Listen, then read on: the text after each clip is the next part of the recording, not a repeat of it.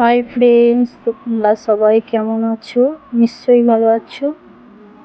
আজ আমি চিকেন রান্না করব, তাই আলুর খোসা মেশিন দিয়ে আলু ছাড়িয়ে নিচ্ছি। এই মেশিনটি দিয়ে আমার বেশ আলুর খোসা ছাড়াতে ভালো লাগে, তার কারণ এটা দিয়ে আমি ভালো ছাড়াতে পারি যে কোনো সবজি। আর এই দেখুন আমার আলু ছাড়ানো কমপ্লিট।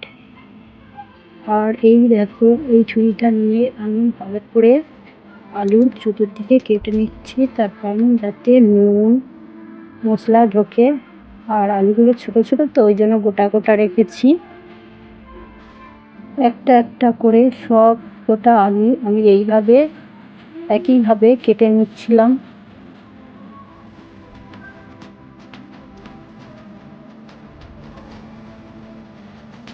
তারপরে আলুগুলো ভালো করে একটা গামলার মধ্যে জল দিয়ে ভালো করে ধুয়ে নিচ্ছিলাম একটা একটা একটা করে আলু। তারপরে আর একটা থালার মধ্যে দিয়ে দিচ্ছিলাম। আবার ভালো করে ধুতে হবে তো, ওই জন্য। ফাইনালি আমার আলু ধোয়া কমপ্লিট হয়ে গেছে।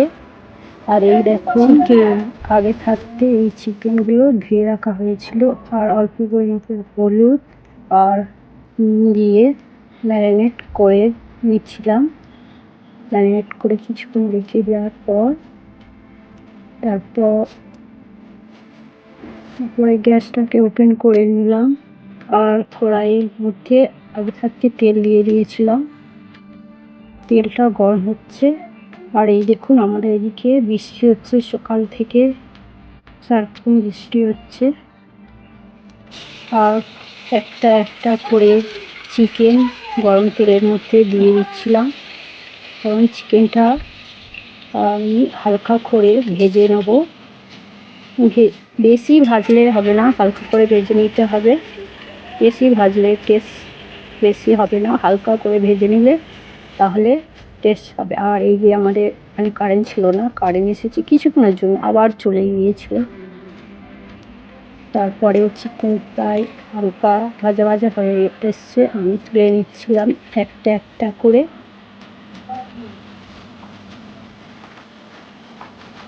আর এই দেখুন আমার মা আমার জন্য মশলা রেডি করে দাঁড়িয়ে আছে।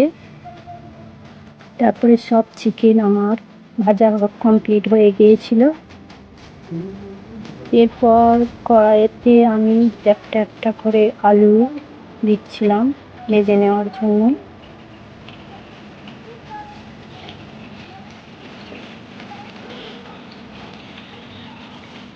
তারপরে আমার আলু ভাজা কমপ্লিট হয়ে গেছে। তারপরে প্রথমে কড়াই গরম করে তেল দিয়ে গরম মশলা, 2টি শুকনো লঙ্কা আর তেজপাতা দিয়ে ভালো করে নেড়ে নিতে হবে।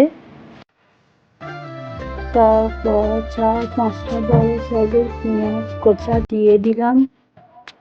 তারপর হালকা লালচে করে ভেজে নিতে হবে। এরপর 2-3টে টমেটো কুচা দিয়ে নাড়িয়ে চাড়িয়ে নিতে হবে ভালো করে। তারপর স্বাদ মতো নুন দিয়ে দিলাম। এরপর হালকা করে চিনি কালারের জন্য চিনি দিয়ে ভালো করে নাড়িয়ে চাড়িয়ে নিলাম।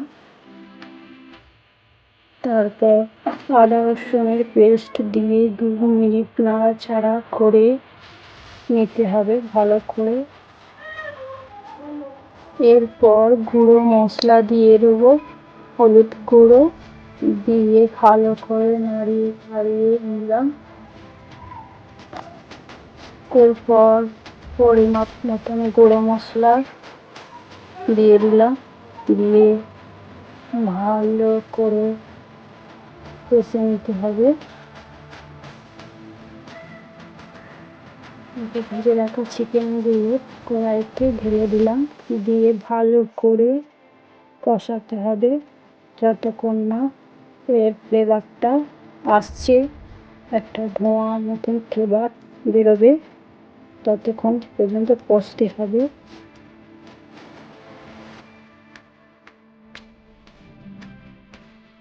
বেশ কিছুক্ষণ পর ভেজে রাখা আলুগুলো চিকেনের সঙ্গে দিয়ে ভালো করে কষিয়ে নিতে হবে।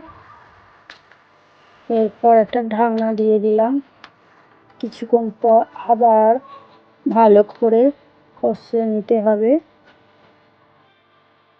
তারপর বেটে রাখা গরম মশলা দিয়ে দিলাম, দিয়ে ভালো করে আবার কষিয়ে নিতে হবে।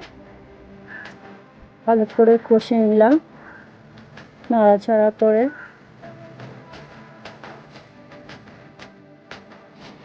তারপর পরিমাণ মতন জল দিয়ে দিলাম, দিয়ে আবার নাড়িয়ে নিলাম। তারপর আবার ঢাকনাটা দিয়ে দিলাম। এরপরে কিছুক্ষণ পর ধনেপাতা কুচি দিয়ে দিলাম। তারপর কমপ্লিট আমার চিকেন রেসিপি। ফাইনালি কমপ্লিট হয়ে গেল। আর এদিকে আমার বাবা আর মা রান্না করছে উনুনে। তারপর আমি আর আমার বাবা খেতে আসলাম। কেমন হয়েছে বন্ধুরা? ভালো লাগে অবশ্যই কমেন্ট করে জানাবেন। ওকে, বাই বাই। ভালো থাকবেন সবাই।